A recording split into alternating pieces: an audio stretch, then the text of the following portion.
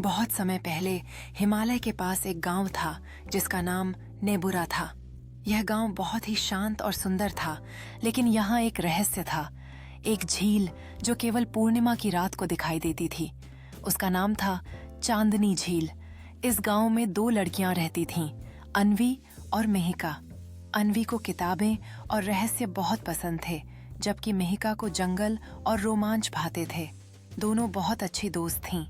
उनके साथ एक बूढ़ी औरत रहती थी जिसे सब बूढ़ी माई कहते थे। वह बहुत रहस्यमयी थीं और झील के बारे में कुछ जानती थीं, लेकिन कभी खुलकर कुछ नहीं बताती थीं। एक दिन अन्वी को एक सपना आया कि कोई चांदनी झील से उसे पुकार रहा है।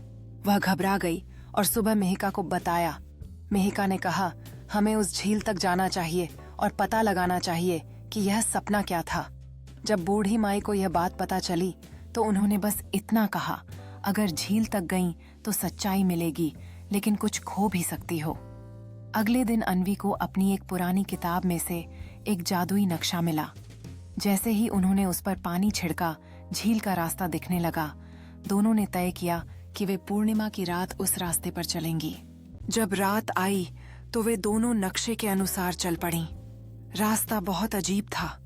पेड़ उल्टे थे, आग बोल रही थी और मछलियां हवा में उड़ रही थीं, पर दोनों ने हार नहीं मानी।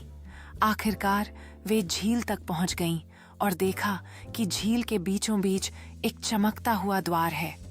उस द्वार को खोलने के लिए उन्हें अपने सबसे बड़े डर का सामना करना पड़ा।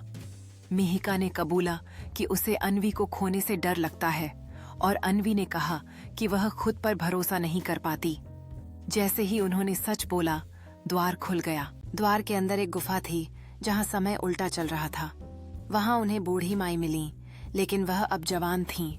उन्होंने बताया कि वह मेहिका की नानी हैं और इस रहस्य की रक्षक थीं। उन्होंने कहा कि अब यह जिम्मेदारी अन्वी और मेहिका की है। गुफा में चांदनी झील की असली शक्ति थी। वह हर 100 साल में एक ख्वाहिश पूरी करती थी, लेकिन केवल उसी की जो सच्चा और निडर हो। अन्वी और मेहिका ने मिलकर ख्वाहिश की कि उनका गांव हमेशा उजाले और दया से भरा रहे। झील से एक तेज प्रकाश निकला और गांव हमेशा के लिए एक जादुई जगह बन गया। अन्वी और मेहिका ने अपने गांव के उजाले और दया से भरे होने का जश्न मनाया। उनकी जिम्मेदारी अब इस जादुई स्थान की रक्षा करना थी।